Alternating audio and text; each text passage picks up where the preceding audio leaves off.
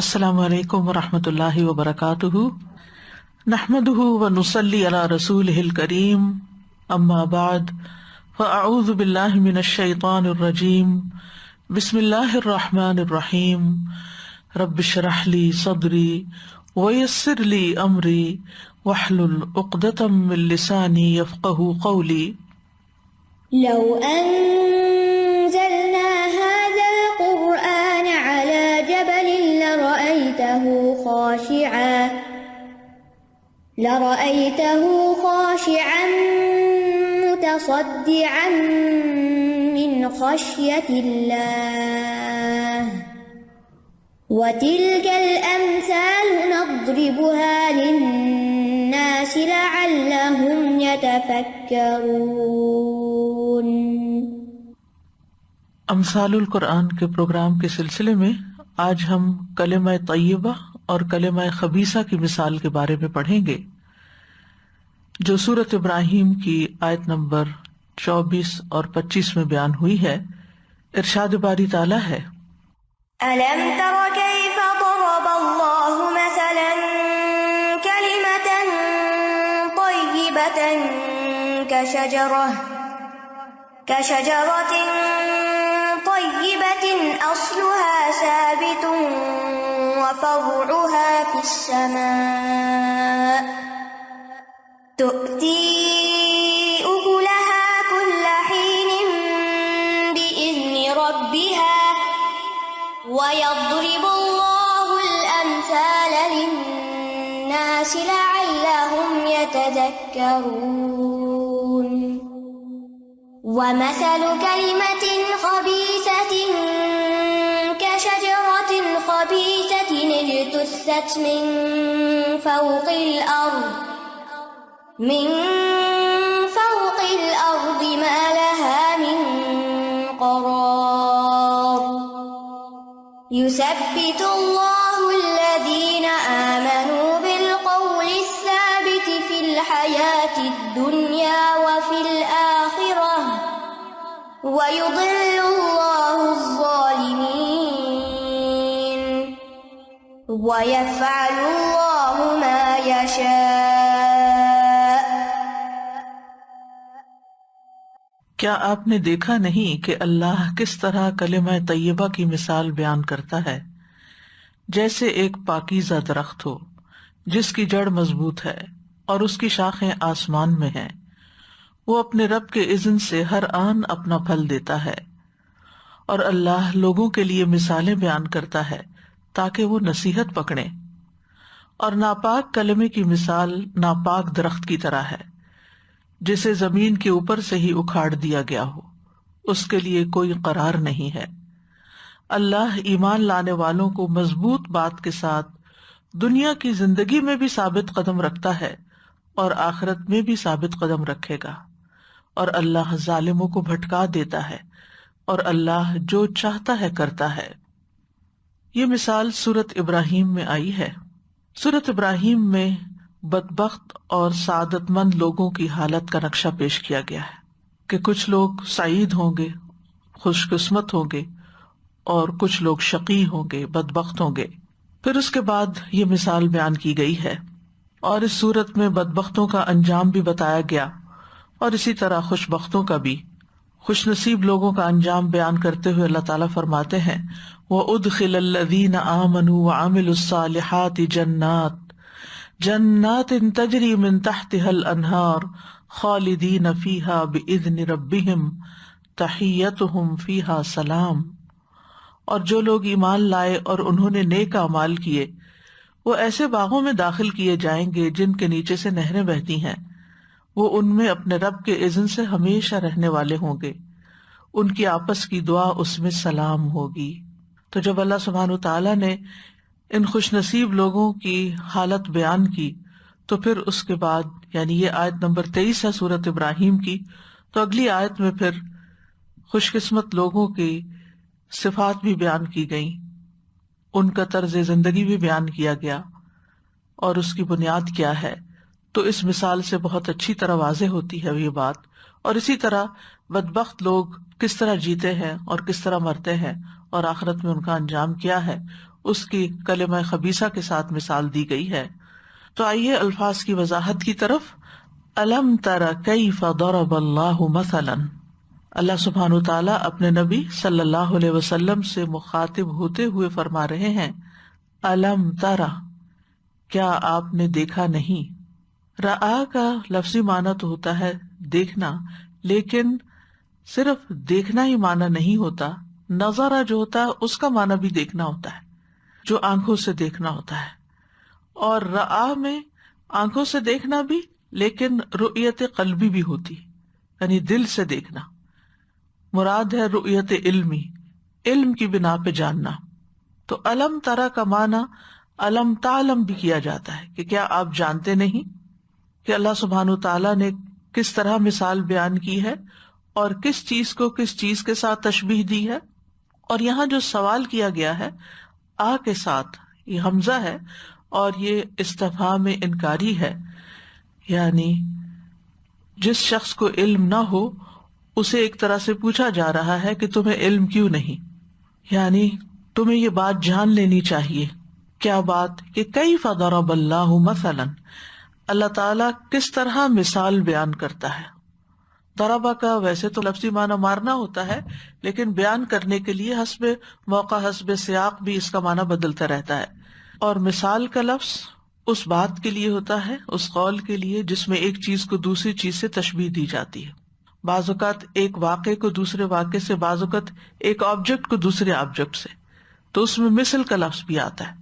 یہ اس کی مثل ہے، یعنی جب ایک چیز بالکل دوسری چیز کی طرح ہوتی ہے تو اس کو مثل کہا جاتا ہے، لیکن ایک عمومی حالت جب بیان ہوتی ہے تو مثال کہلاتی ہے۔ کلمۃ طیبۃ، پاکیزہ کلمہ، پاکیزہ بات، یعنی طیبہ کا لفظی معنی اس کا ہے پاکیزہ، عمدہ، لیکن یہاں اس سے مراد کلمہ توحید ہے، لا الہ الا اللہ، کیونکہ ہر پاکیزہ قول اور ہر پاکیزہ عمل کی بنیاد دراصل کلمہ توحید ہے۔ اور کلمہ طیبہ میں ہر طرح کی پاکیزہ باتیں، اسی طرح اللہ سبحانہ تعالیٰ کا ذکر، جیسے تسبیح ہے، تحمید ہے، تہلیل ہے، یہ ساری چیزیں بھی آ جاتی ہیں کلمہ طیبہ میں۔ اور اسی طرح جتنے بھی اعمال صالح کی اقسام ہیں ان سب کی بنیاد یہی کلمہ ہے، لا الہ الا اللہ، جس سے انسان کا اخلاص ظاہر ہوتا ہے۔ تو اس کی مثال کیسے ہے؟ کشجرۃ طیبۃ، پاکیزہ درخت کی طرح۔ اور یہ درخت کون سا ہے؟ مفسرین نے عمومی طور پر اس سے مراد کھجور کا درخت لیا ہے، کیونکہ اس کا پھل جو ہے وہ عمدہ ہوتا ہے، اس کے شاخیں اور اس کی جڑیں اور اس کی سب چیزوں کے اندر فائدہ ہی فائدہ پایا جاتا ہے۔ تو اس بنا پر اکثر مفسرین کہتے ہیں کہ اس سے مراد کھجور کا درخت ہے، اور اس لیے بھی کہ انہوں نے ابن عمر رضی اللہ عنہ کی مشہور روایت جو صحیح مسلم میں آتی ہے، صحیح بخاری میں بھی آتی ہے، اس سے بھی دلیل پکڑی ہے۔ وہ روایت کچھ یوں ہے کہ ابن عمر سے روایت ہے، وہ کہتے ہیں کہ ایک دن رسول اللہ صلی اللہ علیہ وسلم نے اپنے صحابہ سے فرمایا، مجھے اس درخت کے بارے میں بتاؤ جس کی مثال مومن جیسی ہے۔ تو لوگ جنگلوں کے درختوں میں سے کوئی نہ کوئی درخت بتانے لگے۔ ابن عمر رضی اللہ عنہما نے کہا، اور میرے دل میں یہ بات آئی یا میرے ذہن میں یہ بات ڈالی گئی کہ وہ کھجور کا درخت ہے۔ میں ارادہ کرنے لگا کہ بتا دوں، لیکن وہاں قوم کے بزرگ افراد بھی موجود تھے، تو میں ان کی ہیبت سے متاثر ہو کر بولنے سے رک گیا۔ جب وہ سب خاموش ہو گئے، ہر ایک نے اپنی اپنی رائے دے دی، تو رسول اللہ صلی اللہ علیہ وسلم نے فرمایا وہ کھجور کا درخت ہے۔ تو ان کے دل میں بہت آیا کہ کاش میں ہی بتا دیتا، اور حضرت عمر کو پتا چلا تو انہوں نے کہا کہ اتنا اور اتنا مال مجھے ملتا تو اس سے مجھے اتنی خوشی نہ ہوتی جتنا تمہارے اس جواب دینے سے۔ تو اس سے مفسرین نے پھر عمومی طور پر شجرۃ طیبہ سے مراد کھجور کا درخت لیا ہے، ورنہ کچھ آراء یہ بھی ہیں کہ اس سے مراد جنت کا درخت ہے، یعنی ابن عباس کی روایت اس سلسلے میں آتی ہے۔ ایک قول یہ بھی ہے کہ یہ ہر وہ درخت ہے جو پھل دیتا ہے، جیسے کھجور، انجیر، انگور، انار وغیرہ وغیرہ۔ ابن عباس سے ایک روایت اور بھی ہے کہ اس سے مراد جوز ہندی ہے، یعنی ہندوستان کے بادام کا درخت، اور درخت سے مراد کون ہے؟ ابن عباس کہتے ہیں کہ اس سے مراد مومن ہے، شجرہ طیبہ سے مراد مومن ہے، اور مومن کلمہ طیبہ کی گواہی دیتا ہے. یعنی کلمہ طیبہ ایک بیج کی طرح ہے جو مومن کے دل میں جب ڈالا جاتا ہے تو وہ ایسے ہی ہے جیسے کھجور کا بیج پاکیزہ زمین، عمدہ زمین کے اندر ڈالا جائے تو اس سے عمدہ درخت نکلے. تو اسی طرح کلمہ طیبہ سے ایمان بھی مراد لیا گیا ہے. تو جب انسان لا الہ الا اللہ پڑھتا ہے تو دراصل وہ ایمان لا رہا ہوتا ہے. اور شجرہ طیبہ پھر کیا ہوا؟ جس کے اندر یہ ایمان آیا، یعنی شجرہ طیبہ سے مراد پھر مومن ہوا. یعنی جب ایمان مومن کے اندر آئے تو اس کے بعد اس سے جو پھل پھول آئے وہ اس کے اعمال صالح ہوں، اس کے اندر بہترین اخلاق ہو، اچھی عبادات ہوں، اور وہ تمام چیزیں پیدا ہوں جو ایک عمدہ درخت کے ساتھ ہوتی ہیں. اصلها ثابت، اس کی جڑ، اس کی بنیاد مضبوط ہے، پکی ہے، ثابت ہے. یعنی اس کی جڑ زمین کی تہہ کے اندر چلی گئی ہے اور اس کے اندر تک جانے کی وجہ سے اس کا تنا انتہائی مضبوط ہے، جس کی وجہ سے وہ آندھیوں طوفانوں کے سامنے کھڑا رہتا ہے، قائم رہتا ہے. یعنی جتنی بھی مخالفتیں آتی ہیں وہ اس کی اصل کو نہیں ہلا سکتی. تو اصلها ثابت، یعنی یہ وہ کلمہ جس کا مومن کا دل اقرار کر لیتا ہے، اس کو قبول کر لیتا ہے، تو پھر وہ اس کے دل کے اندر جڑ پکڑ لیتا ہے، مضبوط ہو جاتا ہے. یعنی کلمہ توحید جو ہے یہ مومن کے دل کے اندر راسخ ہو جاتا ہے، اور جب یہ راسخ ہوتا ہے تو پھر اس کی وجہ سے جو درخت ہے وہ بھی بہت عمدہ ہوتا ہے. اور جتنا جتنا یہ راسخ ہوتا ہے، یعنی یہ ایمان جتنا مضبوط ہوتا ہے تو اتنا ہی اس انسان کا عمل بھی بہترین ہوتا ہے. وَفَرْعُهَا فِي السَّمَاءِ، اور اس کی شاخیں آسمان میں پھیلی ہوئی ہوتی ہیں. فرع جس کی جمع فروع ہوتا ہے، مراد ہے اس کا اوپر والا بالائی حصہ، اس کی ٹہنیاں وغیرہ. افتراء کہتے ہیں اوپر چڑھتے جانے کو، اوپر اوپر جانے کو. فی السماء، سما سے ویسے مراد آسمان ہوتا ہے لیکن یہاں بلندی بھی مراد ہے. جیسے کل کی مثال میں بھی ہم نے پڑھا سما آسمان کے لیے، ہیون کے لیے بھی استعمال ہوتا ہے، اور سما بلند جگہ کے لیے بھی استعمال ہوتا ہے. یعنی بلندی کے لحاظ سے، اونچا ہونے کے لحاظ سے یہ آسمانوں کی طرف جاتا ہے. اور جو درخت جتنا اونچا جاتا ہے وہ اتنا ہی حسین منظر پیش کرتا ہے، اتنا ہی خوبصورت ہوتا ہے. یہ اس کے حسن و جمال کی علامت ہوتی ہے کہ وہ بہت اونچا چلا گیا ہے. اور پھر آپ دیکھیے کہ جو عمدہ درخت ہوتا ہے اس کی شان بھی یہی ہوتی ہے کہ اس کی جڑیں مضبوط ہوں، وہ زمین سے بھی اپنی غذا حاصل کرے اور پھر فضا سے بھی اپنی غذا حاصل کرے. جدید تحقیق سے یہ بات بھی ثابت ہوئی ہے کہ جو بڑے درخت ہوتے ہیں وہ اپنی غذا کا صرف 5% زمین سے حاصل کرتے ہیں، باقی فضا سے حاصل کرتے ہیں. کیونکہ آپ دیکھیے کہ زمین کے نیچے گندگی، پولوشن اور بہت ساری چیزیں ایسی ہوتی ہیں کہ جو درختوں کو متاثر کرتی ہیں. آگے ہم کلمہ خبیثہ کی مثال پڑھیں گے کہ جو زمین پہ پھیلا ہوا ہے، جھاڑ جھنکار ہے. تو آپ نے دیکھا ہوگا کبھی سڑک کے کنارے سفر کرتے ہوئے کہ جو اونچے درخت ہوتے ہیں وہ پھر سرسبز نظر آتے ہیں، اور جو نیچے ہوتے ہیں بیکار قسم کے ہوتے ہیں، جو گرد و غبار ہوتا ہے وہ سارا ان کے اوپر پڑا ہوا ہوتا ہے. بعض اوقات ان کی شکل تک نظر نہیں آتی کہ یہ کس چیز کا پودا ہے. تو جو پودا بلند ہوتا ہے، جو درخت بلند ہوتا ہے، فرعها فی السماء ہوتا ہے، جو وہ اتنا ہی خوبصورت ہوتا ہے. اور فرعها فی السماء سے یہاں مراد مومن کے نیک اعمال ہیں، اور مومن کے نیک اعمال آسمانوں کی طرف اٹھتے ہیں کلمہ توحید کی بدولت. جیسے قرآن مجید کی سورۃ فاطر میں آتا ہے الیہ یصعد الکلم الطیب والعمل الصالح یرفعہ، اسی کی طرف ہر پاکیزہ بات چڑھتی ہے اور نیک عمل اسے بلند کرتا ہے. یعنی مومن کو بلندیاں نیک اعمال کی وجہ سے ملتی ہیں. یعنی جب مومن کے دل کے اندر اللہ کی معرفت راسخ ہوتی ہے، وہ اس کی تصدیق کرتا ہے، اس کلمے کے ساتھ ہی کلام کرتا ہے اور اس کے مطابق ہی عمل کرتا ہے، تو پھر یہ سارے اس کے اعمال اوپر چڑھ جاتے ہیں، قبولیت اختیار کرتے ہیں. یعنی اخلاص کی وجہ سے اعمال صالح اللہ سبحانہ تعالیٰ تک پہنچتے ہیں. اور یہ بھی کہا گیا ہے کہ اصلھا ثابت، اگر اخلاص ہے تو فرعھا فی السماء سے مراد اللہ کی خشیت ہے. یعنی جتنا جتنا جس کے اندر اخلاص ہوتا ہے اتنا زیادہ اس کا اللہ کے ساتھ تعلق ہوتا ہے، اور پھر وہ اتنا ہی زیادہ اللہ سے ڈرتا بھی ہے. اور اخلاص کی بدولت انسان کو ثابت قدمی بھی ملتی ہے. آپ دیکھیے کہ یوسف علیہ السلام کتنے حسین تھے، نوجوان تھے، اور اس وقت غلام بھی تھے، اور ایک انتہائی بڑی سٹیٹس کی عورت نے، کہا جاتا ہے ملکہ تھی اس وقت کی، جس نے ان کو برائی کی دعوت دی، اور اس کے اندر اس کی اتھارٹی بھی تھی اور اس کی شدت بھی تھی، اور اس نے ہر طرح کا انتظام بھی کیا تھا کہ وہ بہت اندر تک ان کو برائی کی دعوت دے رہی تھی. لیکن اللہ سبحانہ تعالیٰ نے ان کو بچا لیا. لولا ان رآ برہان ربی، تو یہ برہان کیا تھی؟ ان کا اخلاص تھا، یہ ان کی توحید تھی، یہ اللہ کی خشیت تھی کہ جس کی وجہ سے انہوں نے اس کا انکار کر دیا. ورنہ آپ دیکھیے کہ کوئی صورت بظاہر نظر نہیں آتی ایسے موقع پر کسی انسان کے انکار کرنے کی، اور ایسی عورت کو انکار کرنے کی جو ایک عام عورت نہیں ہے. لیکن یوسف علیہ السلام کو اللہ سبحانہ تعالیٰ نے ان کے اخلاص کی وجہ سے بچا لیا. تو بہرحال فرعھا فی السماء، اس سے ایک معنی یہ بھی لیا گیا ہے کہ اس سے مراد آسمانوں میں مومن کا تذکرہ ہے. یعنی مومن رہتا زمین پر ہے، اس کی جڑیں زمین میں ہیں، ابھی وہ زمین پر ہی کام کر رہا ہے، لیکن اس کا چرچا آسمانوں میں بھی ہے.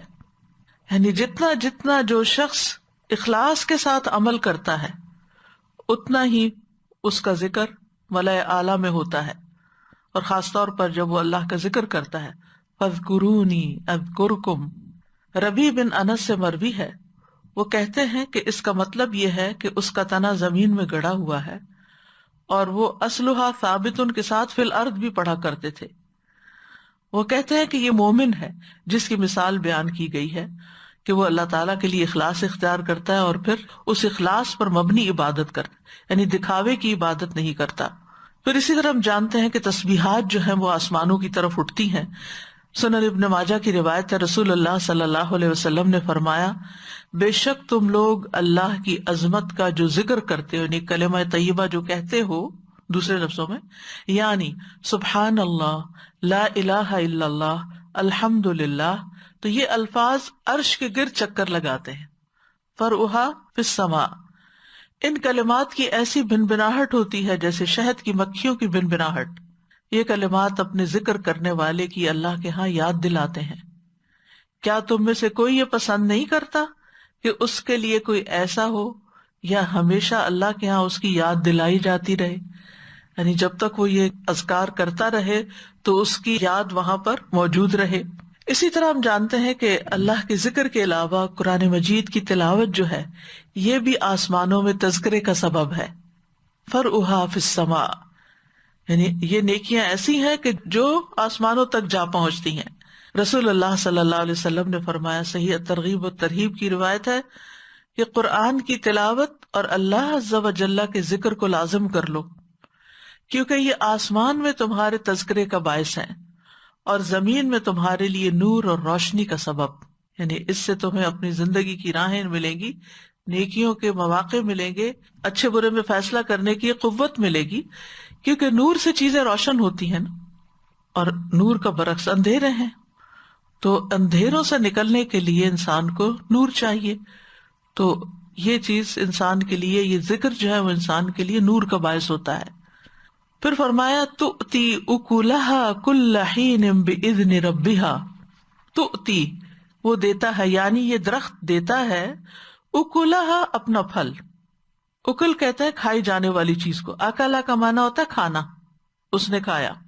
اور اکل وہ چیز جو کھائی جا سکے، یعنی اپنے ماکولات. ویسے تو درخت کے اوپر کئی طرح کی چیزیں لگتی ہیں، لیکن اکل سے مراد وہ چیزیں ہیں جو کھانے کے قابل ہوں. درخت پہ پتے بھی ہوتے ہیں، درخت پہ پھول بھی لگتے ہیں، درخت کے اوپر اس کے بڈز وغیرہ بھی ہوتے ہیں، بیج بھی ہوتے ہیں جو پک جاتے ہیں، پھل وغیرہ. لیکن یہاں اکل سے مراد کھانے کے قابل چیز. مراد یہ ہے کہ یہ نہایت عمدہ اور پاکیزہ درخت اپنا پھل نکالتا رہتا ہے. کب؟ کل حین، ہر وقت، کل حین کے کئی معنی کیے گئے. حین عربی زبان میں وقت کو کہتے ہیں. مجاہد اور اکرمہ کہتے ہیں حین سے مراد پورا سال ہے، کیونکہ کھجور کا درخت سارا سال پھل دیتا ہے، یعنی مختلف شکلوں میں.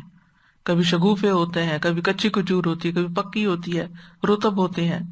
سعید بن جبیر کہتے ہیں کہ اس سے مراد خوشہ نکالنے سے لے کر پھلوں کو توڑنے تک یہ 6 مہینے مراد ہیں کل حین سے. اور ایک اور قول، تیسرا معنی یہ بھی کیا گیا کہ اس سے مراد صبح اور شام ہے. ایک قول یہ بھی ہے ہر ماہ، ایک اور قول ہے ہر 2 ماہ بعد، ایک قول ہے ہر 7 ماہ بعد. تو بات یہ ہے کہ کھجور کی مختلف قسمیں ہوتی ہیں، جس میں کچی کھجوریں بھی ہوتی ہیں، تمر بھی ہوتی ہے، رطب بھی ہوتی ہیں. تو کھجور کے پھل کو مرحلہ وار استعمال کیا جاتا ہے، ہر سٹیج پر اس کا پھل استعمال ہوتا ہے مختلف چیزوں کے اندر. یعنی اس کا گودا، کچی کھجور، نیم پختہ کھجور، تازہ پکی ہوئی کھجور اور مکمل پکی ہوئی کھجور، اور پھر اترنے کے بعد اس کو جب خشک کر کے چھوارے بنا لیا جاتا ہے تو وہ کھجور. تو اس میں یہ ہے کہ کل حین ہر حال میں فائدہ مند ہے، ہر زمان میں فائدہ مند ہے. لیکن کیا ہے؟ بِإِذْنِ رَبِّهَا، اپنے رب کے اذن کے ساتھ، یعنی اللہ کی مشیت کے ساتھ، جو کہ اس درخت کا خالق ہے. کہنے کا مطلب یہ ہے کہ کوئی درخت اپنے آپ سے سب کچھ نہیں کرتا، بلکہ اللہ کے اذن ہوتا ہے، توفیق ہوتی ہے تو کرتا ہے. تو چونکہ مومن اس درخت کی طرح ہے نا، تو پھر مومن بھی اللہ کے اذن سے ہی، اللہ کی دی ہوئی توفیق سے نیک عمل کرتا ہے. اور یہاں مراد کیا ہے کہ مومن اپنے ثمرات اعمال صالح کی شکل میں دیتا ہے، جو شجرہ طیبہ کی شکل میں ظاہر ہوتے ہیں، اور پھر وہ ہر حال میں اچھے کام کرتا ہے، چاہے بات ہو، چاہے عمل ہو، چاہے عبادت ہو، چاہے اخلاق ہو، وہ جہاں بھی ہو، دن ہو، رات ہو، صبح ہو، شام ہو، سمر ہو، ونٹر ہو، اسپرنگ ہو، بچہ ہو، بوڑھا ہو، جوان ہو، غم میں ہو، خوشی میں ہو، اس کے زبان سے خیر کے کلمات ہی نکلتے ہیں، اس سے اچھے کام ہی سرزد ہوتے ہیں، اس سے صرف خیر کی توقع ہوتی ہے. مومن سے دن رات نیک اعمال صادر ہوتے ہیں، ہر وقت پھل ملتے ہیں، اس سے آپ کو اس سے فائدہ ہی پہنچتا ہے. جیسے پچھلی مثال میں ہم نے پڑھا تھا نا، وَأَمَّا مَا يَنْفَعُ النَّاسَ فَيَمْكُثُ فِي الْأَرْضِ، جو چیز لوگوں کو فائدہ دیتی ہے وہ زمین میں قرار پکڑ جاتی ہے. تو اسی طرح اس درخت کو بھی قرار ہے، کیونکہ یہ فائدہ مند درخت ہے. جو بیکار درخت ہوتے ہیں، لوگ ویڈز وغیرہ، گھاس وغیرہ اور اس طرح کی چیز اکھاڑ کے ان کو پرے پھینک دیتے ہیں، لیکن ایسے درختوں کو پریزرو کرتے ہیں. اور اسی طرح یہ بھی آپ دیکھیے کہ مومن کے جو اچھے اعمال ہیں، ایک تو یہ کہ وہ منقطع نہیں ہوتے، ہر حال میں اچھا کام کرتا ہے، اور اس کے اعمال صالح بھی دن رات کی گھڑیوں میں آسمانوں کی طرف اٹھائے جاتے ہیں. اسی طرح اس کے اچھے اعمال کا سلسلہ کبھی منقطع نہیں ہوتا، مرنے کے بعد بھی نہیں ہوتا. رسول اللہ صلی اللہ علیہ وسلم نے فرمایا، مرنے کے بعد انسان کے اعمال کا سلسلہ منقطع ہو جاتا ہے سوائے 3 چیزوں کے، جن کا ثواب میت کو پہنچتا رہتا ہے. نمبر 1 صدقہ جاریہ، نمبر 2 لوگوں کو فائدہ دینے والا علم، نمبر 3 نیک اولاد جو میت کے لیے دعائیں کرتی ہے. تو جس مومن کے اندر جتنا اخلاص ہوگا، اس اخلاص کے ساتھ جو صدقہ کرے گا، خیر کے کاموں میں کرے گا، علم حاصل کرے گا، علم پھیلائے گا، اپنی اولاد کی اچھی تربیت کرے گا، تو یہ ساری چیزیں اس کے لیے مرنے کے بعد صدقہ جاریہ بن جائے گی. تؤتی اکولہا کل حین باذن ربہا، یعنی زندہ ہے تب بھی فائدہ مند ہے، مر گیا تب بھی اس سے لوگ انسپائر ہوتے رہتے ہیں، اور اس کے اچھے اعمال کا سلسلہ جاری رہتا ہے. اسی طرح مومن جو ہے صحت کی حالت میں اچھے کام کرتا ہے تو اس کا بھی اس کو ثواب ملتا ہے. اگر وہ بیمار ہو جائے یا سفر پر ہو اور اس کے اچھے اعمال میں کچھ کمی آ جائے جو روٹین میں وہ کرتا ہے، مثلا نماز 4 رکعت کی بجائے 2 رکعت پڑھ رہا ہے سفر میں، یا بیماری کی حالت میں کھڑے ہونے کے بجائے بیٹھ کے پڑھ رہا ہے، یا لیٹ کے اور اشاروں سے پڑھ رہا ہے، تو بھی اس کا ثواب لکھا جاتا ہے. نبی صلی اللہ علیہ وسلم نے فرمایا، جب بندہ بیمار ہوتا ہے یا سفر کرتا ہے تو اس کے لیے ان تمام عبادات کا ثواب لکھا جاتا ہے جنہیں وہ اقامت یعنی اپنے گھر میں یا صحت کے وقت کیا کرتا تھا. وَيَضْرِبُ اللَّهُ الْأَمْثَالَ لِلنَّاسِ، اور یہ مثالیں اللہ لوگوں کے لیے بیان کرتا ہے تاکہ وہ اس سے سبق سیکھے اور وہ بھی شجرہ طیبہ بنے، وہ بھی کلمہ طیبہ بولیں، وہ بھی اچھے اچھے کام کریں. لعلہم یتذکرون، تاکہ وہ نصیحت پکڑیں، سبق لیں، فائدہ اٹھائیں. کیونکہ جب انسان امیجن کرتا ہے ایسے درخت کو یا دیکھتا ہے اور اس کے فائدوں پر نظر ڈالتا ہے، اس کو دیکھ کے اس کا دل خوش ہو جاتا ہے، اس کے سائے میں وہ بیٹھتا ہے، اس کی وجہ سے ہوا اچھی ہو جاتی ہے، وہ اس کی خوراک کا سامان بنتا ہے، تو پھر انسان کے اندر بھی ایک انسپریشن آتی ہے اور وہ بھی یہ سب کچھ کرنا چاہتا ہے. اس کے برعکس وَمَثَلُ كَلِمَةٍ خَبِيثَةٍ، ایک خبیث کلمے کی مثال، ناپاک کلمے کی مثال، یعنی جو شرک پر مبنی ہو یا کفر پر مبنی ہو، وہ کیسا ہے؟ کَشَجَرَةٍ خَبِیثَةٍ، خبیث درخت کی طرح ہے. یہ کون سا درخت ہے؟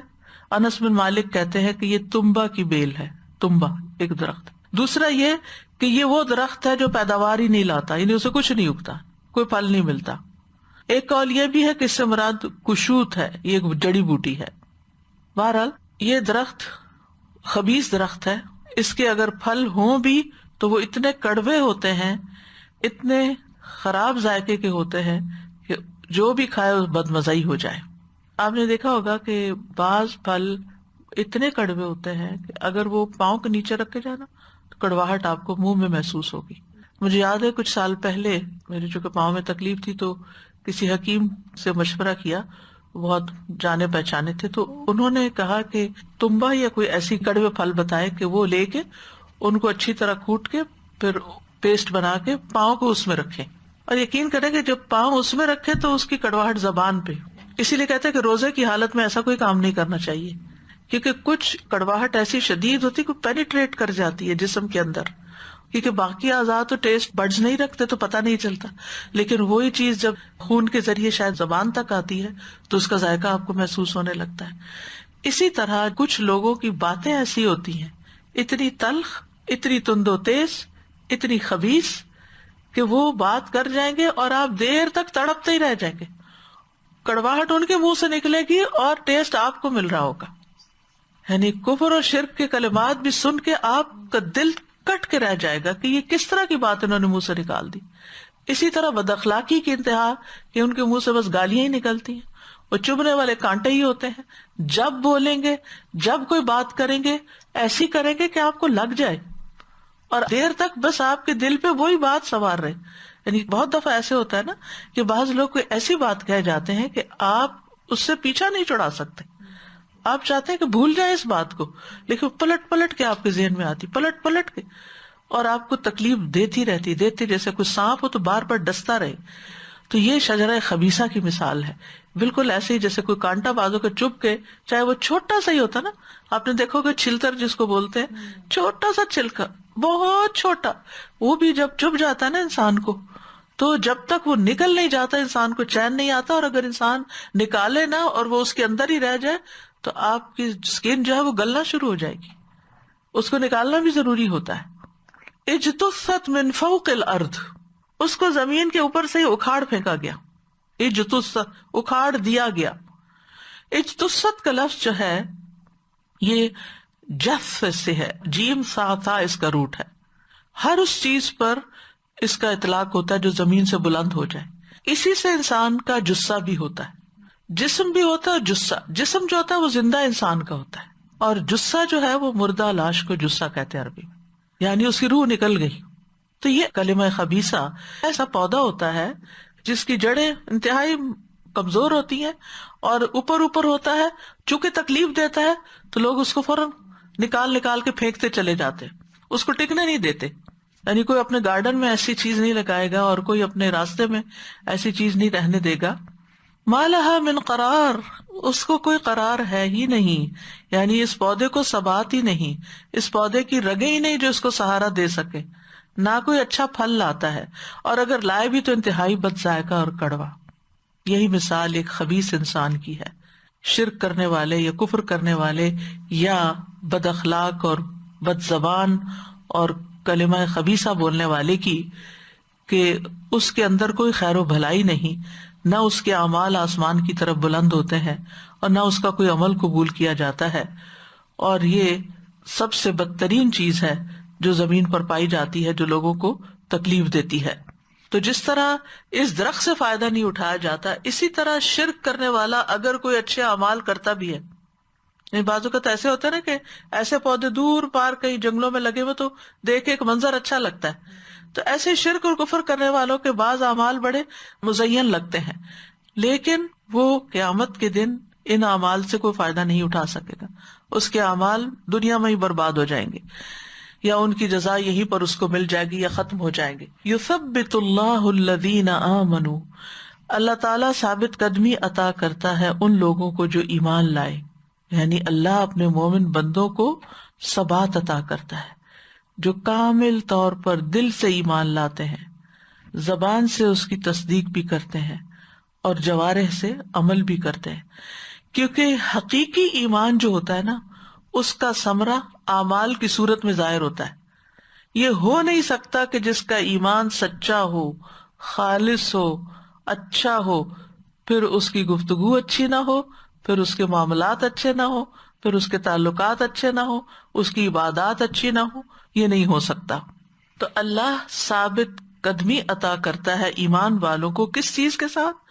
بالقول الثابت، ثابت بات کے ساتھ، مضبوط بات کے ساتھ، یعنی کلمہ شہادت اور کلمہ اخلاص کے ساتھ، عقیدہ توحید کے ساتھ، فی الحیات الدنیا و فی الآخرہ، دنیا کی زندگی میں بھی اور آخرت میں بھی، یعنی دنیا کی زندگی سے اس کی وہ زندگی مراد ہے جو وہ اس زمین پر بسر کرتا ہے، اور آخرت سے مراد سب سے پہلا مرحلہ آخرت کا جیسے قبر ہے، یعنی قبر میں جو سوال جواب اس سے کیے جاتے ہیں وہاں وہ ثابت قدمی عطا کرتا ہے۔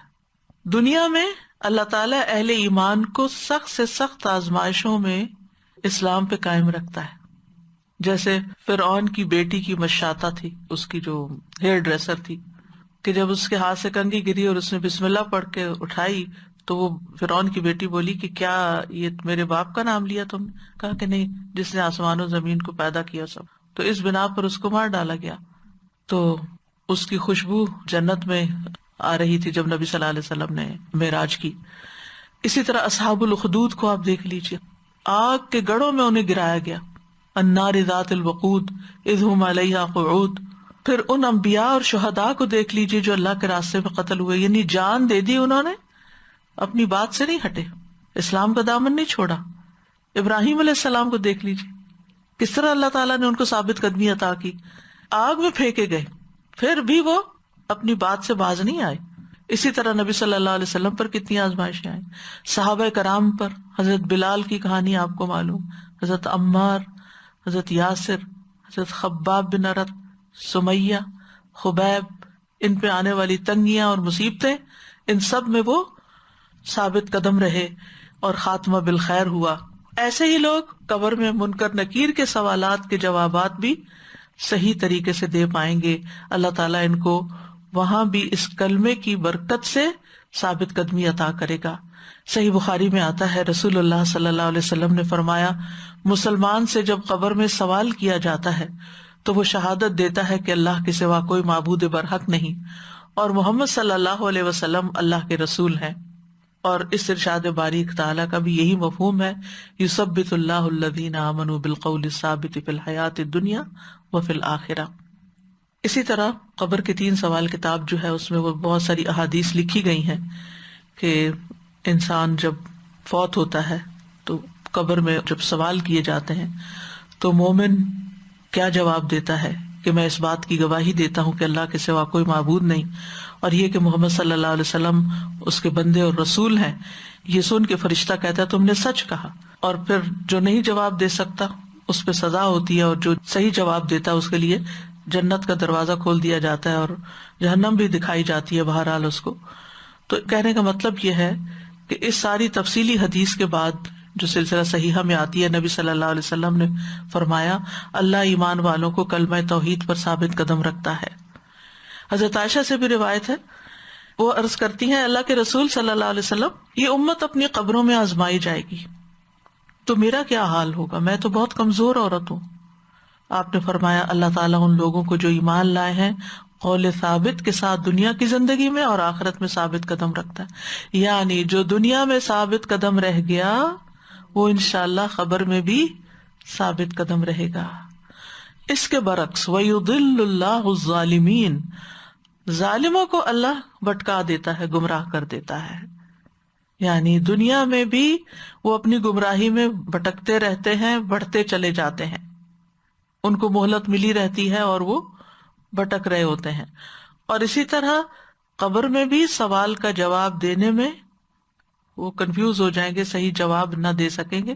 منافق کیا کہے گا، کافر کیا کہے گا، ہاں لا ادری، یا منافق کہے گا وہ لوگ جو کہتے تھے میں بھی وہی کہتا تھا، کیونکہ اس نے دل سے اس کو قبول نہیں کیا تھا. وَيَفْعَلُ اللَّهُ مَا يَشَاءُ، اور اللہ کرتا ہے جو وہ چاہتا ہے. یعنی اہل ایمان کو ثابت قدم رکھنا، ظالموں کو ہدایت سے محروم رکھنا، یہ اللہ کی مرضی پر منحصر ہے. وہ چاہتا تو سب انسانوں کو ہدایت پہ مجبور کر دیتا. وَلَوْ شَاءَ لَهَدَاكُمْ أَجْمَعِينَ، لیکن اس نے انسانوں کو چوائس دی. مَنْ شَاءَ فَلْيُؤْمِنْ وَمَنْ شَاءَ فَلْيَكْفُرْ. اب جو جدھر جانا چاہتا ہے اللہ تعالیٰ اس کے لیے وہی راستہ آسان کر دیتے ہیں. تو بہرحال یہ مثالیں جو ہیں، یہ ایک کلمہ طیبہ کی مثال ہے اور ایک کلمہ خبیثہ کی مثال ہے. تو بہت ہی عمدہ مثال ہے جس سے ہمیں زندگی کا ایک بہترین پہلو سمجھ میں آتا ہے، اور وہ یہ کہ ہماری زندگی میں کلمہ طیبہ، کلمہ اخلاص، کلمہ توحید، لا الہ الا اللہ کی بہت بڑی اہمیت ہے. اس کے بغیر نہ کوئی عمل قبول ہے اور نہ کوئی عمل درست ہو سکتا ہے. تو ہمیں سب سے زیادہ اس بنیاد پر ورک کرنے کی ضرورت ہے کہ ہم اللہ سبحانہ تعالی کے مقام کو پہچانیں، لا الہ الا اللہ کا معنی جانیں، اور پھر اس کے مطابق اپنی نیتوں کو بھی درست کریں کہ ہر کام اللہ کے لیے کریں، اپنی زبان کو بھی درست کریں، زبان سے وہ بات نکالیں جو اللہ تعالیٰ کو پسند ہو، اخلاق اور رویہ بھی وہ اختیار کریں جو اللہ تعالیٰ کو پسند ہو، عبادات بھی ویسی کریں جیسی سنت میں ہے اور جو اللہ تعالیٰ کو راضی کر دیں. تو مومن جو ہے ایسے درخت کی طرح ہے جس میں خیر ہی خیر ہے. اس کے برعکس اگر ایمان درست نہیں ہوتا، کامل نہیں ہوتا، ناقص ہوتا ہے، تو انسان کے اندر سے خیر کی بجائے شر نکلتا ہے، کیونکہ اس کی نیت بھی درست نہیں ہوتی. اس کے اگر کچھ اچھے کام ہوتے بھی ہیں تو دنیاوی فائدے کے لیے، ریاکاری کی خاطر، شہرت اور دکھاوے کی خاطر ہوتے ہیں. اور اسی طرح زبان کا استعمال احتیاط کے ساتھ نہیں کرتا. اسی طرح عبادات اگر کفر ہے تو کرتا ہی نہیں، اور اگر نفاق ہے تو کرتا بھی ہے تو مارے بندے کی. اللہ کے راہ میں خرچ کرتا ہے تو ناپسندیدگی کے ساتھ، نماز پڑھتا ہے تو سستی کے ساتھ. تو اس کے اعمال میں کوئی ثابت قدمی نہیں ہوتی. کبھی کام کر لیا، کبھی چھوڑ دیا، کبھی دل آیا تو کچھ کر لیا، موڈ نہیں بنا، مرضی نہیں ہوئی تو کوئی نہ کیا.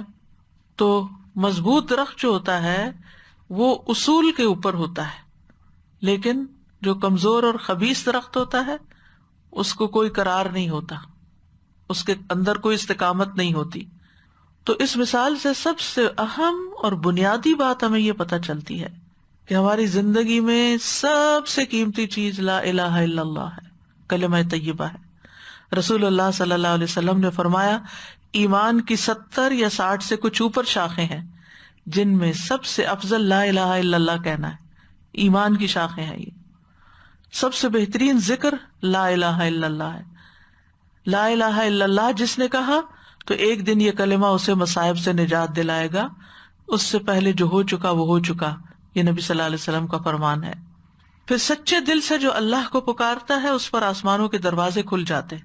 ابو ہریرہ کہتے ہیں نبی صلی اللہ علیہ وسلم نے فرمایا جب بھی بندہ خالصتاً لا الہ الا اللہ کہتا ہے اپنے غم کی حالت میں یا اللہ کو یاد کرتے ہوئے، تو آسمان کے دروازے کھول دیے جاتے ہیں اس کے لیے، اور یہاں تک کہ وہ عرش تک جا پہنچتا ہے جب تک کبیرہ گناہوں سے بچتا رہے.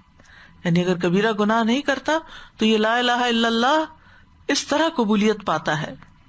پھر اسی طرح نبی صلی اللہ علیہ وسلم نے فرمایا جس نے لا الہ الا اللہ وحدہ لا شریک لہ لہ الملک و لہ الحمد وہو علی کل شیء قدیر، اپنے دل سے خالص ہو کر کہا، زبان سے اس کی تصدیق بھی کی، اس کے لیے آسمان کے دروازے کھول دیے جاتے ہیں، حتیٰ کہ اللہ تعالیٰ زمین میں اس کے کہنے والے کی طرف دیکھتا ہے، جس کی طرف اللہ نے دیکھ لیا اس بندے کا یہ حق ہے کہ وہ اس کے مطالبے کو عطا کر دے۔ یعنی اس کے بعد جو دعا کی جاتی، یہاں یاد رکھیں جو رات کے وقت اگر آنکھ کھلے تو جو دعا پڑھتے ہیں اور پھر اللہ سے بخشش مانگتے ہیں تو اللہ تعالیٰ اس بندے کو بخش دیتا ہے، یا کوئی دعا مانگتے ہیں تو وہ دعا قبول ہوتی ہے۔ نبی صلی اللہ علیہ وسلم نے فرمایا کہ جبریل فرعون کے منہ میں مٹی ڈالنے لگے اس ڈر سے کہ وہ لا الہ الا اللہ نہ کہہ دے اور اللہ تعالیٰ اس پہ رحم نہ کر دے۔ یعنی موت کے وقت بھی اگر کوئی لا الہ الا اللہ سچے دل سے کہہ دیتا ہے تو اس کی بخشش ہو جاتی ہے۔ یہ جان و مال کی حفاظت کا باعث ہے۔ اگر موت کے وقت اس کلمے کو ادا کیا جائے اور اسی پہ فوت ہو تو اس پہ جہنم کی آگ حرام ہو جائے گی، اور یہ کلمہ لا الہ الا اللہ ہے۔ قبر میں یہی کلمہ کام آئے گا، یعنی جب مسلمان سے قبر میں سوال ہوگا اور وہ گواہی دے گا کہ لا الہ الا اللہ محمد الرسول اللہ، تو اس کو وہاں ثبات ملے گا۔ یہ صحیح بخاری میں آتا ہے۔ پھر اسی طرح جس وقت ابو طالب کا انتقال ہونے لگا تو رسول اللہ صلی اللہ علیہ وسلم ان کے پاس تشریف لے گئے اور فرمایا اے چچا آپ لا الہ الا اللہ کہہ دیجئے تاکہ میں آپ کے لیے اللہ کے ہاں جھگڑ سکوں، نہیں آپ کی شفاعت کروں۔ تو گویا یہ کلمہ شفاعت کے قابل بناتا ہے۔ نبی صلی اللہ علیہ وسلم نے فرمایا قیامت کے دن میری شفاعت کی سعادت سب سے زیادہ اسے حاصل ہوگی جس نے لا الہ الا اللہ خلوص سے کہا۔ قیامت کے دن آسمان و زمین اور ان کے درمیان جو چیزیں ہیں سب کو ترازو کے ایک پلڑے میں رکھ دیا جائے گا اور دوسرے پلڑے میں لا الہ الا اللہ، تو دوسرا پلڑا جھک جائے گا۔ پھر اسی طرح اس کلمے کی وجہ سے لوگ آگ سے نکالے بھی جائیں گے، یعنی بالآخر یہ جنت میں لے جانے والا کلمہ ہوگا۔ اور اگر کوئی اخلاص کے ساتھ کرے اور اس کے تقاضوں پر عمل بھی کرے تو یہ کلمہ آگ پر حرام کرنے والا ہے۔ اسی طرح کلمہ طیبہ کو اگر ہم دوسرے معنی میں لیں کہ اچھی بات، تو الکلمۃ الطیبۃ صدقہ، اچھی بات صدقہ ہے۔ قرآن مجید میں آتا ہے وَقُلْ لِعِبَادِي يَقُولُوا الَّتِي هِيَ أَحْسَنُ إِنَّ الشَّيْطَانَ يَنزَغُ بَيْنَهُمْ إِنَّ الشَّيْطَانَ كَانَ لِلْإِنسَانِ عَدُوًّا مُبِينًا۔ میرے بندوں سے کہہ دیجئے وہ بات کہیں جو سب سے اچھی ہو، بے شک شیطان ان کے درمیان جھگڑا ڈالتا ہے، بے شک شیطان ہمیشہ سے انسان کا کھلا دشمن ہے۔ تو کلام جو ہے، قول جو ہے، اگر عمدہ ہو تو صدقہ ہے۔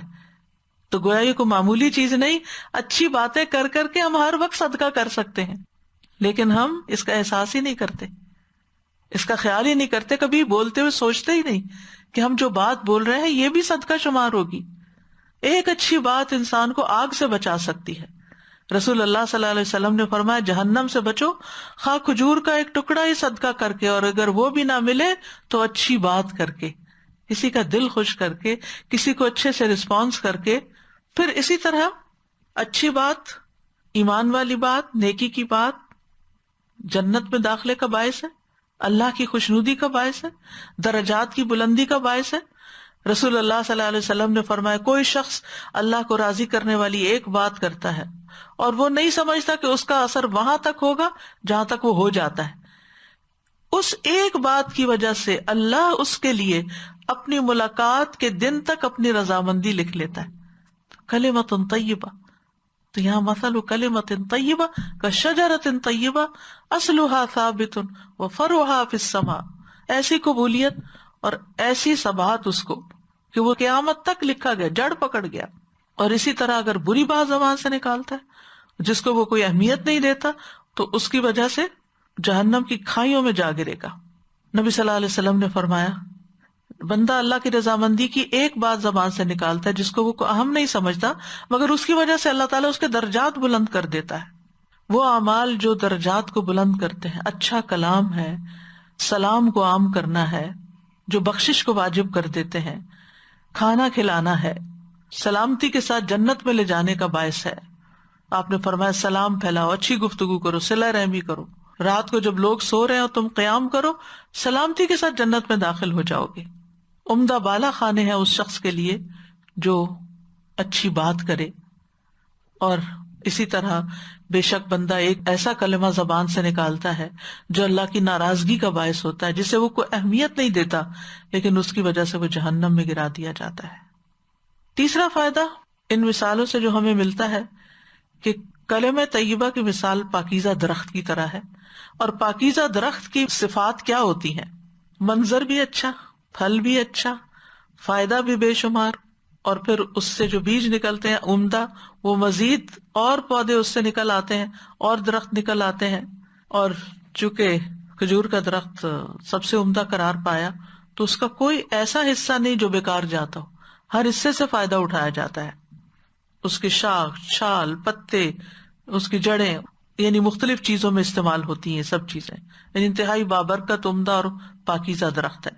اور پھر چونکہ جڑیں اس کی زمین میں مضبوط ہوتی ہیں، تو جب تیز و تند ہوائیں بھی چلتی ہیں، حالات مخالف بھی ہوتے ہیں، تو بھی وہ اپنی بات پہ، اپنی توحید پہ، اپنے رب کے ساتھ جو اس کے کمٹمنٹ ہے اس پر وہ جمع رہتا ہے۔ باطل کے جھگڑے اور بگولے اور یہ ساری چیزیں اس کو اکھاڑ نہیں سکتی، جلا نہیں سکتی۔ اور تیسری بات یہ کہ اس کی شاخیں بہت بلند ہوتی ہیں، کلمۃ اللہ ہی العلیٰ۔ پھر یہ کہ اپنے پھل ہمیشہ دیتا رہتا ہے، دل میں جڑ پکڑ لیتا ہے، اور جتنا کلمہ مضبوط ہوگا اتنا ہی پھل زیادہ اچھا آئے گا۔ اور پھر یہ ہے کہ اس درخت کو ہرا بھرا رکھنے میں پانی کا بھی اہم کردار ہوتا ہے، خصوصاً جب درخت لگ رہا ہوتا ہے۔ تو اس سے یہ بات بھی پتہ چلتی ہے کہ ایک اچھا مومن جو ہوتا ہے وہ علم کا پانی مسلسل لیتا رہتا ہے تاکہ اس کی جڑیں مضبوط رہیں اور اس کے اعمال خوبصورت رہیں۔ پھر اسی طرح درخت کو صفائی ستھرائی کی بھی ضرورت ہوتی ہے، کانٹ چھانٹ کی ضرورت ہوتی ہے۔ اسی طرح مومن جو ہے اس کو بھی تربیت اور تزکیہ کی ضرورت ہوتی ہے، جس کے لیے اس کو ایسی مجالس میں، ایسے استادوں کے پاس حاضر ہونے کی ضرورت ہوتی ہے جو اس کے لیے یہ کام کر سکے۔ جیسے گارڈن کو گارڈنر کی ضرورت ہوتی ہے، تو اسی طرح مومن کو بھی ایک مربی کی ضرورت ہوتی ہے، کیونکہ فوق کل ذی علم علیم، ہر علم والے کے اوپر ایک علم والا ہوتا ہے، اور ہر علم والے کو اپنی اصلاح کی بھی ضرورت ہوتی ہے۔ پھر اسی طرح یہ ہے کہ صرف پانی ہی کافی نہیں ہوتا، اس کو ملاوٹ سے پاک کرنا بھی ضروری ہوتا ہے، کیونکہ اگر پولوٹڈ پانی ہے تو وہ درخت کو جلا کے بھی رکھ سکتا ہے۔ تو اسی طرح اگر علم جو ہے وہ خالص علم نہیں ہے، سچی بات نہیں ہے، درخت کو نقصان بھی ہو سکتا ہے۔ پھر یہ ہے کہ شجرہ طیبہ ہو یا مومن ہو، دونوں ہی سراسر فائدے کے ہیں، دونوں کی جو تشبیہ ہے دونوں کے فائدوں کی وجہ سے ہے۔ یہ صرف فائدہ دیتے ہیں، نقصان نہیں دیتے۔ احسان کا معاملہ کرتا ہے مومن، خرابی نہیں کرتا، دینے والا ہوتا ہے، لینے کا لالچ نہیں ہوتا۔ اسی طرح پرہیزگاری اختیار کرتا ہے، چھپ کے بھی برائیاں نہیں کرتا، لوگوں کے ساتھ اچھا سلوک کرتا ہے، ان کی برائیوں سے درگزر کرتا ہے، کسی کو دیتا بھی ہے تو اخلاص کے ساتھ دیتا ہے، بدلے یا شکر گزاری کے ارادے سے نہیں دیتا۔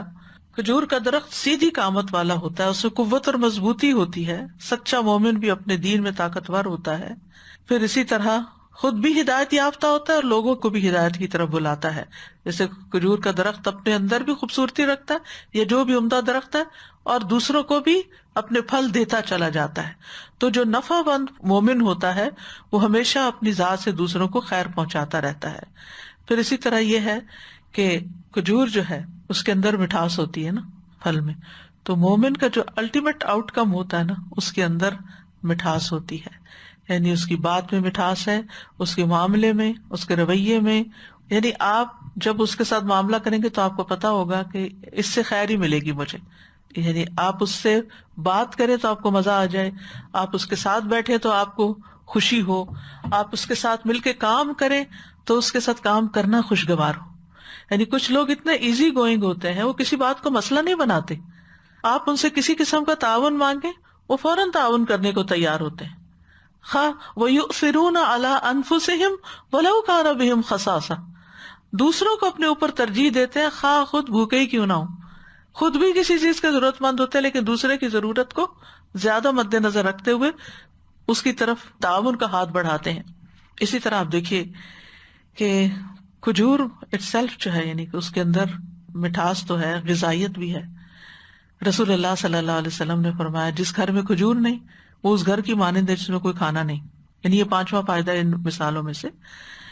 حضرت عائشہ فرماتی ہیں رسول اللہ صلی اللہ علیہ وسلم نے فرمایا، اے عائشہ، جس گھر میں کھجور نہ ہو گھر والے بھوکے ہیں. آپ نے 2 یا 3 بار یہ بات فرمائی. نبی صلی اللہ علیہ وسلم کی پسندیدہ اور محبوب غذاؤں میں سے مکھن اور کھجور تھا، اسی لیے کچھ لوگ ان دونوں کو اکٹھا کر لیتے ہیں. اور بعض اوقات آپ کے گھر میں کھانے کو کچھ نہیں ہوتا تھا، صرف پانی اور کھجور ہوتی تھی. 2 مہینے کھانا نہیں پکتا تھا اور کھجور پانی پر ہی گزارا ہوتا رہتا تھا. اللہ اکبر. ہم روزہ رکھنا ہو تو کیا کیا اہتمام کرتے ہیں، اور یہ نہ ہو تو روزہ افطار نہیں ہو سکتا، اور وہ نہ ہو تو رکھا نہیں جا سکتا. بہترین سحری ہے کھجور. نبی صلی اللہ علیہ وسلم نے فرمایا کھجور مومن کی بہترین سحری ہے. نبی صلی اللہ علیہ وسلم روزہ بھی کھجور سے افطار کرتے تھے، اگر تازہ ہوتی تو ٹھیک، ورنہ خشک، اگر خشک بھی نہ ملتی تو پانی کے چند گھونٹ پی لیتے تھے. اسی طرح کھجور کا صدقہ کرنا بھی بڑا فائدہ مند ہے. کھجور کا دینا وہ بھی بڑے خیر کی بات ہے. یعنی آپ نے فرمایا کھجور کا ٹکڑا دے کر ہی اپنے آپ کو آگ سے بچا لو. یعنی اور چیز کی بھی مثال ہو سکتی تھی، لیکن خاص طور پر کھجور کی مثال آپ نے دی. پھر اللہ تعالیٰ ایک کھجور کو بڑھا کر احد پہاڑ جتنا کر دیتا ہے.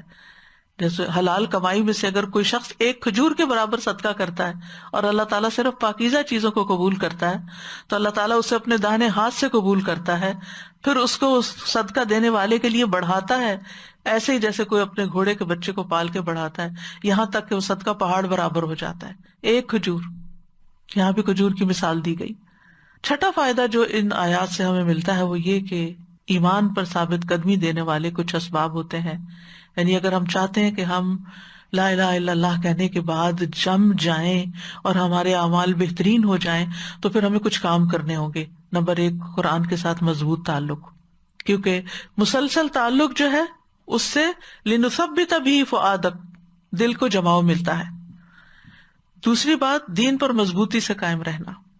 اللہ کے احکامات، قرآن کی تعلیم پر اگر انسان چلتا جائے تو پھر اشد تثبیتا ہو جاتا ہے. سورۃ النساء میں آتا ہے اگر وہ واقعی اس پہ عمل کرتے جو انہیں نصیحت کی جاتی ہے تو یہ ان کے لیے بہتر اور زیادہ ثابت قدم رکھنے والا ہوتا. تیسری چیز ہے دعا. ربنا لا تزغ قلوبنا بعد اذ ہدیتنا ربنا افرغ علینا صبرا وثبت اقدامنا. پھر چوتھی چیز ہے انبیاء کے واقعات میں غور و فکر کرنا. سورۃ ہود میں آتا ہے وَكُلًّا نَقُصُّ عَلَيْكَ مِنْ أَنبَاءِ الرُّسُلِ مَا نُثَبِّتُ بِهِ فُؤَادَكَ. ہم رسولوں کی خبروں میں سے ہر وہ چیز آپ سے بیان کرتے ہیں جس کے ساتھ ہم آپ کے دل کو ثابت قدم رکھتے ہیں.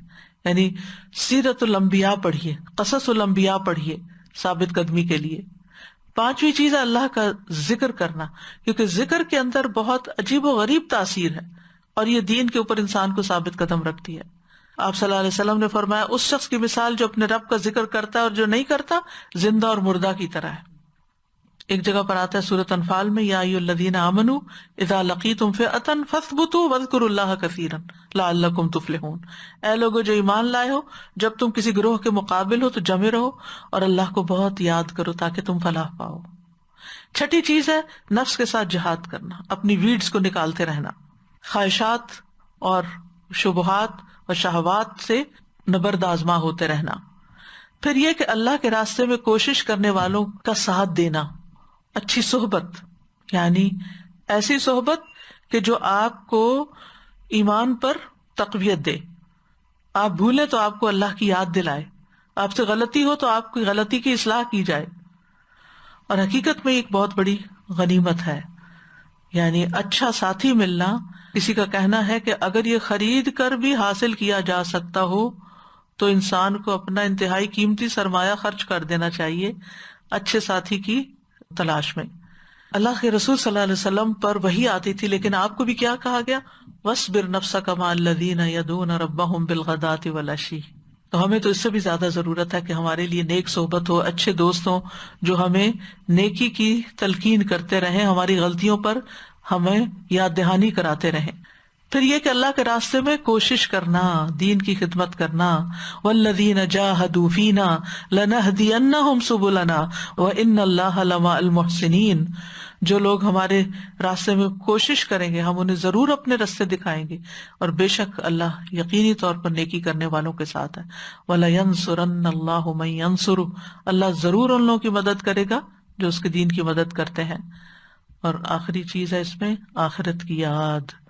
انسان اگر اپنی آخرت کو یاد رکھے تو دنیا اس کے سامنے حقیر ہو جائے گی، اور جب حقیر ہوگی تو پھر انسان کلمہ خبیثہ سے بھی بچے گا، پھر انسان بری باتوں سے پرہیز کرے گا جو اس کے دین کو نقصان دینے والی ہوں گی۔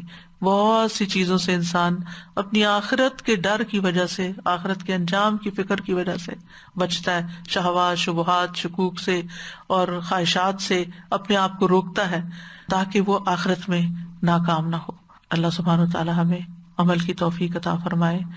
کرنے کے کام یہ ہے کہ ہم لا الہ الا اللہ پر ورک کریں، اس کی شرائط کو بجا لائیں، اس کا علم حاصل کریں، اس کا یقین حاصل کریں، اس کے تقاضوں کے اوپر جھک جائیں اللہ کے سامنے، سچے دل سے اس کو اختیار کریں، اخلاص کے ساتھ اللہ کی عبادت کریں، اللہ اور اس کے رسول کی محبت ہر چیز سے بڑھ کر اپنے دل میں ہو، اور باقی چیزوں کا جو اس کے علاوہ ہیں ان کی عبادت کا انکار کریں۔ تو اللہ سبحانہ وتعالی ہمیں بہترین عمل کی توفیق عطا فرمائے۔ سبحان اللہ والحمد للہ ولا الہ الا اللہ واللہ اکبر، لا الہ الا اللہ واللہ اکبر، لا الہ الا اللہ وحدہ لا الہ الا اللہ ولا شریک لہ، لا الہ الا اللہ لہ الملک ولہ الحمد، لا الہ الا اللہ ولا حول ولا قوة الا باللہ، لا الہ الا اللہ وحدہ لا شریک لہ، لہ الملک ولہ الحمد وہو علی کل شیء قدیر۔ اللہم انی اسألک الہدی والتقی والعفاف والغنی، اللہم آت نفسی تقواها وزکها انت خیر من زکاها انت ولیها ومولاها، اللہم توفنا مسلمین واحینا مسلمین والحقنا بالصالحین غیر خزایا ولا مفتونین، ربنا آتنا فی الدنیا حسنۃ وفی الآخرۃ حسنۃ وقنا عذاب النار، ربنا لا تزغ قلوبنا بعد اذ ہدیتنا وہب لنا من لدنک رحمۃ انک انت الوہاب، ربنا افرغ علینا صبرا وثبت اقدامنا وانصرنا علی القوم الکافرین۔ اللہم اشف مرضانا ومرضی المسلمین، یا اللہ تمام بیماروں کو صحت عطا فرما، سب لوگ جنہوں نے دعاؤں کے لیے کہہ رکھا ہے ان کی دعائیں قبول فرما، یا اللہ ہر حاجت مند اور ہر ضرورت مند کی ضرورت پوری فرما۔ اللہ ہمیں دن دگنی رات چگنی ایمان اور عمل صالح میں ترقی عطا فرما، آخر دم تک صحت اور سلامتی کے ساتھ ایمان پر کلمہ توحید پر قائم رہنے کی توفیق دے۔ ربنا تقبل منا انک انت السمیع العلیم وتب علینا انک انت التواب الرحیم، وصلی اللہ تعالی علی خیر خلقہ محمد وعلی آلہ واصحابہ واہل بیتہ اجمعین برحمتک یا ارحم الراحمین۔ الہی آمین۔ ألم تر كيف ضرب الله مثلا كلمة طيبة كشجرة طيبة أصلها ثابت وفرعها في السماء تؤتي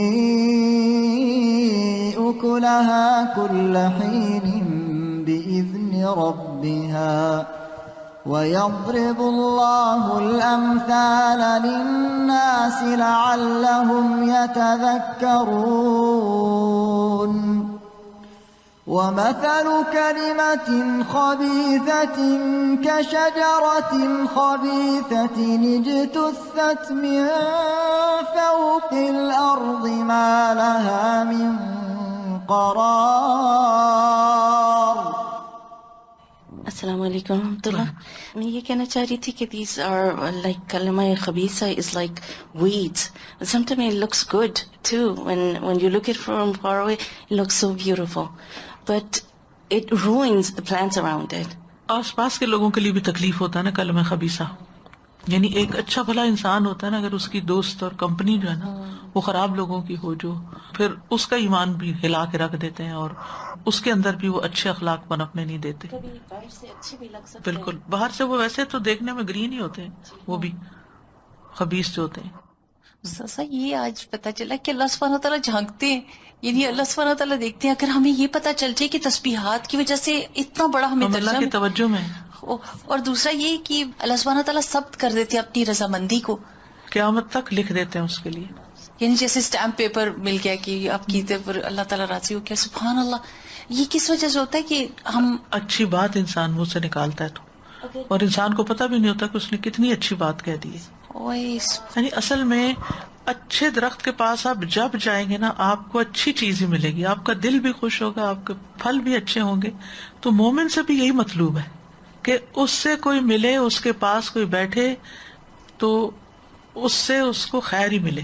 زبان کھولے تو خیر ملے، ہاتھ اٹھائے تو خیر ملے، ہر چیز سے خیر ملے.